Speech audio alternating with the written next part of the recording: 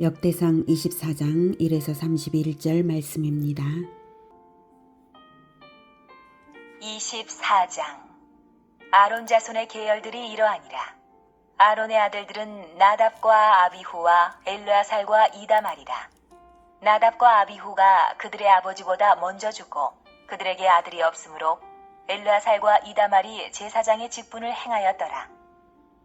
다윗이 엘르아살의 자손 사독과 이다말의 자손 아히멜렉과 더불어 그들을 나누어 각각 그 섬기는 직무를 맡겼는데 엘르아살의 자손 중에 우두머리가 이다말의 자손보다 많으므로 나눈 것이 이러하니 엘르아살 자손의 우두머리가 16명이요 이다말 자손은 그 조상들의 가문을 따라 8명이라.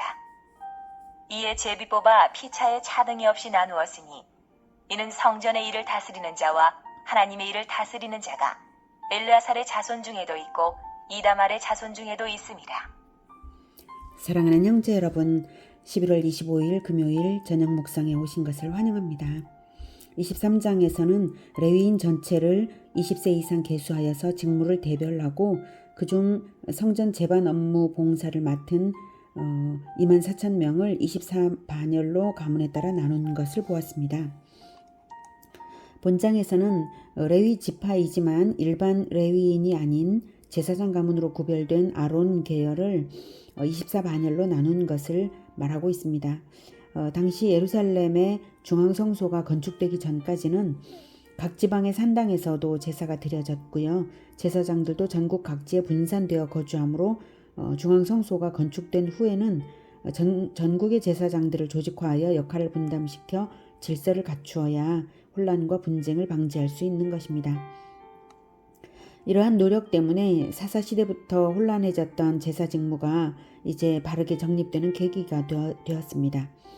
제사장 24반열 제도는 신약시대까지 계승되었습니다.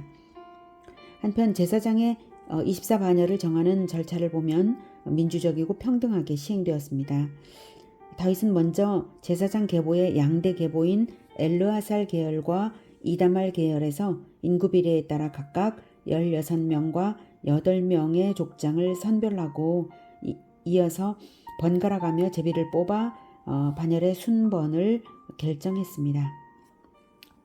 6절 레위 사람 느다넬의 아들 서기관 스마야가 왕과 방백과 제사장 사독과 아비아달의 아들 아히멜렉과 및 제사장과 레위 사람의 우두머리 앞에서 그 이름을 기록하여 엘르아살의 자손 중에서 한 집을 뽑고 이다말의 자손 중에서 한 집을 뽑았으니. 네, 이렇게 아주 공정하게 성전 봉사의 순번을 뽑을 때에 공개적으로 왕도 있고 방백들도 있고 제사장 2명의 제사장, 대제사장 사독과 아비아달의 아들 아히멜렉과 및 제사장과 레위 사람들 모두 다 있는 앞에서 이제 어떠한 부정이나 이권도 개입되지 않도록 뽑았고요. 두 계열이 번갈아가면서 뽑았습니다. 그러므로 엘르아살 자손이 번성해서 그들의 족장 수가 8명 더 많으므로 나중에 남은 8반열은 저희끼리 차례를 뽑았을 것입니다. 7절부터는 그 차례입니다. 첫째로 제비 뽑힌 자는 여호야립이요, 둘째는 여다야요, 셋째는 하림이요, 넷째는 스오림이요, 다섯째는 말기야요, 여섯째는 미야민이요, 일곱째는 학고스요, 여덟째는 아비야요, 아홉째는 예수아요, 열째는 스가냐요, 열한째는 엘리야십이요, 열두째는 야김이요, 열셋째는 훗바요, 열넷째는 예세브압이요, 열다섯째는 빌가요, 열여섯째는 임메리요, 열일곱째는 헤실이요, 열여덟째는 핫비세스요, 열아홉째는 부다히야요, 스무째는 여헤스겔이요, 스물한째는 야긴이요, 스물두째는 가물이요, 스물셋째는 들라야요, 스물넷째는 마아시아라. 이와 같은 직무에 따라 여호와의 성전에 들어가서 그의 아버지 아론을 도왔으니 이는 이스라엘의 하나님 여호와께서 명하신 규례더라. 네, 그의 아버지 아론을 도왔다는 것은 대제사장을 도왔다는 말입니다. 이렇게 24반열이 순서대로 한 주일씩을 돌아가며 봉사를 했습니다. 다음 20절부터는 제사장을 도와 성전에서 제반 사물을 관장한 레위인 24바녀를 23장에서 이미 말한 건데 대동소이한 것이지만 재차 소개하고 있습니다. 20절부터. 레위 자손 중에 남은 자는 이러하니 아므람의 아들들 중에는 수바엘이요 수바엘의 아들들 중에는 예드야며 르하비아에게 이르러는 그의 아들들 중에 우두머리 이시야요 이스라엘의 아들들 중에는 슬로못이요 슬로못의 아들들 중에는 야하시요 헤브론의 아들들은 장자 여리야와 둘째 아마랴와 셋째 야하시엘과 넷째 여가무함이요 오시엘의 아들들은 미가요 미가의 아들들 중에는 사밀이요 미가의 아우는 이시야라 이시야의 아들들 중에는 스가랴이며 무라리의 아들들은 마흘리와 무시요 야하시아의 아들들은 분노이니 무라리의 자손 야하시아에게서 난 자는 분노와 소함과 삭골과 이불이요 마흘리의 아들 중에는 엘르아살이니 엘르아살은 아들이 없으며 기스에게 이르러는 그의 아들 여라무엘이요 무시의 아들들은 마흘리와 에델과 여리모시니 이는 다 그 조상의 가문에 따라 기록한 레위 자손이라. 이 여러 사람도 다윗 왕과 사독과 아히멜렉과 제사장과 레위 우두머리 앞에서 그들의 형제 아론 자손처럼 제비 뽑혔으니 장자의 가문과 막내 동생의 가문이 다름이 없더라. 네, 23장의 재언급이지만 23장과 다른 점은 24반열의 족장들 외에 아들대의 족장들까지도 언급하고 있다는 점이 다른데요. 그것은 이 24반열 체계가 반열 체계가 세대를 이어서 계속되었음을 보여주는 의도인 듯합니다. 또 하나 다른 점은 게르손의 반열을 소개하는 역대상 23장 7에서 11절 부분이 생략된 점인데요. 아마도 필사자가 자료를 유실하는 단순 실수로 인해서 그런 것일 수 있다고 봅니다. 한편 다윗 시대의 대제사장이 사독과 아히멜렉 두 명이었던 점을 우리가 알아야 하겠는데요. 원래 대제사장은 율법상 한 명이어야 하는데도 두 명이라는 것이죠. 그렇게 된 것은 역사적인 이유 때문입니다. 아론의 두 아들은 율법에 저촉되는 이제 첫째, 둘째 나답과 아비후는 율법에 저촉되는 행동으로 인해 죽었죠.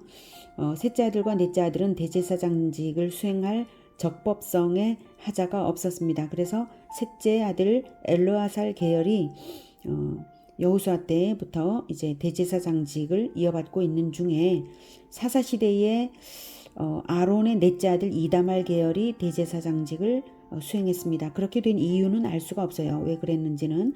근데 아무튼 적법성의 하자가 없으니까 문제는 되지 않죠.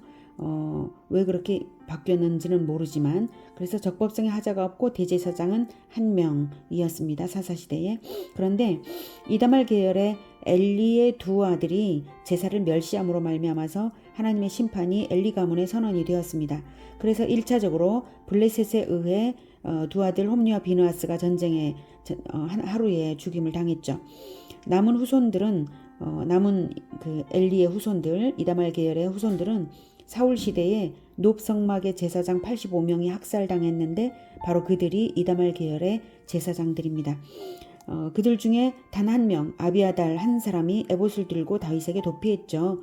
그렇게 살아남아 대제사장이 되었습니다. 에봇을 가진 자로서 적법하고 유일한 후손이니까요.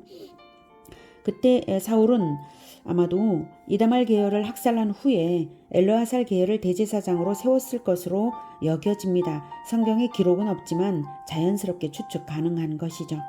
그래서 이스라엘에는 두 명의 대제사장들이 각각 사울 왕 편과 다윗 편에 있었을 것입니다. 그러다가 사울이 죽고 다윗이 헤브론에서 유다 지파의 왕으로 추대를 받아서 즉위할 때에 다윗 수하에 들어간 가문들 중에 여러 가문들이 그때 이제 그 격변의 때에 왕이 죽고 격변의 때에 이제 다윗에게로 이제 들어갔는데 그 가문들 중에 아론의 후손 족장 여호야다에게 속한 사독 가문이 있었습니다. 그래서 다윗이 사울이 죽은 후 양쪽에 각각 대제사장으로 수행하던 그 양쪽의 대제사장들을 둘 다 대제사장으로 인정하여서 역할을 수행하게 했을 것입니다. 이런 이유로 다윗 시대에는 대제사장이 둘이었는데요. 그 후 이다말 계열의 아비아달 대제사장은 아도니아의 반역 때에 아도니아 편을 들었기 때문에 솔로몬이 즉위한 후에 아비아달을 대제사장직에서 폐위시켰습니다. 그러므로 아비아달 가문 즉 이다말 계열은 더 이상 대제사장직을 수행하지 못하게 된 것이고요. 그 후 사독 가문이 즉 엘르아살 계열이 계속해서 대제사장직을 이어갔습니다. 이 사독 가문에서 유래한 유대 종파가 바로 사두개파입니다. 사독에게서 나왔다는 뜻의 사두개파죠. 이 역사적인 사건들과 되어진 모든 일들을 생각해 볼 때 하나님의 예언대로 하나님이 섭리하셔서 성취된 것입니다. 그 예언이 뭐냐면 엘르아살 계열의 영원한 대제사장직을 언약해 주신 것인데요. 그 예언은 민수기 25장 10에서 13절입니다.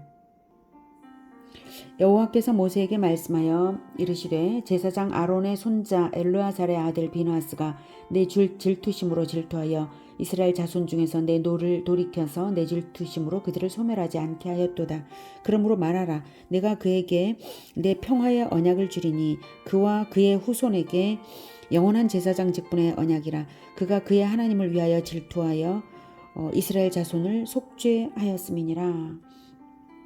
하나님의 이 언약대로 역사 속에서 1차로 이루어진 것이고요. 그러나 사독 가문 즉 사두개파는 예수 그리스도께서 드디어 오셨을 때는 이미 많이 변질되어서 언약을 잃어버렸고요.